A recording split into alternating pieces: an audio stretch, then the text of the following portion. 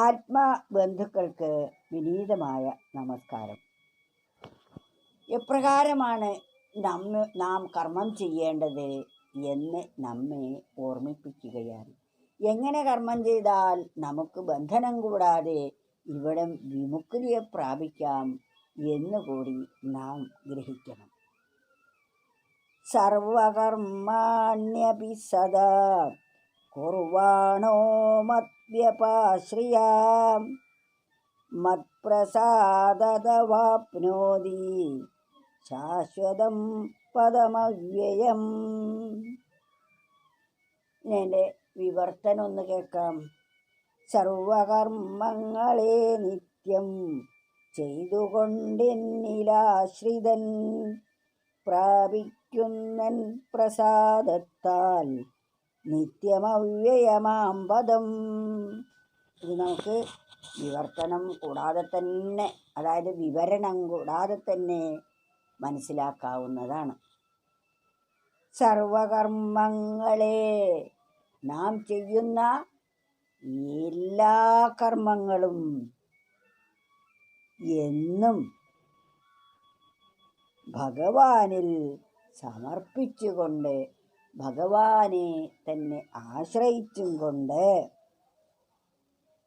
ഇരുന്നാൽ, കർമ്മം ചെയ്താൽ ഭഗവത് പ്രസാദത്താൽ നാം അവ്യയമായ, ക്ഷയമില്ലാത്ത, നിത്യമായ പദത്തെ പ്രാപിക്കാം. ഒരിക്കലും നാശമില്ലാത്ത നിത്യമായ പദത്തെ പ്രാപിക്കാൻ എന്ത് ചെയ്യണം?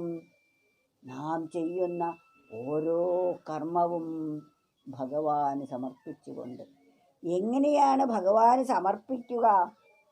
നാം കർമ്മം ചെയ്യുമ്പോൾ എൻ്റെ കൈകളിൽ കൂടിയും കാലുകളിൽ കൂടിയും ഇന്ദ്രിയങ്ങളിൽ കൂടിയും എല്ലാം പ്രവർത്തിക്കുന്നത് ആ സർവേശ്വരൻ ആണെന്ന ബോധത്തോടു കൂടി, എൻ്റെ കൈകളെ ചലിപ്പിക്കുന്നതും നാവിനെ ചലിപ്പിക്കുന്നതും ബുദ്ധി വേണ്ടതുപോലെ വിചാരം ചെയ്യുന്നതും കാലുകൾക്ക് നടക്കാനുള്ള ശേഷി തരുന്നതും ആഹാരം കഴിക്കാൻ കഴിയുന്നതും കഴിച്ച ആഹാരത്തെ ദഹിപ്പിക്കുന്നതും എല്ലാം ആ ഈശ്വര സാന്നിധ്യം ഒന്നുകൊണ്ടാണെന്ന് ബോധിക്കുമ്പോൾ നാം ചെയ്യുന്ന ഒരു കർമ്മവും നമ്മെ ബന്ധിക്കുകയില്ല.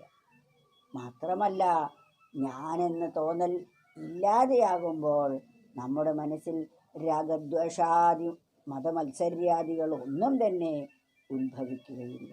അപ്പോൾ നമ്മുടെ മനസ്സ് ശുദ്ധീകരിക്കപ്പെടുന്നതാണ്. ശുദ്ധമായ മനസ്സിൽ ഈശ്വരത്വം എന്താണ് എന്ന് വ്യക്തമായി തെളിഞ്ഞു വരുന്നതുമാണ്. അതിനാൽ നാം ചെയ്യുന്ന ഓരോ പ്രവൃത്തിയും ഈശ്വര സമർപ്പണത്തോടു കൂടിയാകണം എന്നാണ് നമുക്കിവിടെ തരുന്ന സന്ദേശം. സർവകർമ്മങ്ങളെ നിത്യം ചെയ്തുകൊണ്ടെന്നിലാശ്രിതൻ പ്രാപിക്കുന്നൻ പ്രസാദത്താൽ നിത്യമവ്യയമാം പദം.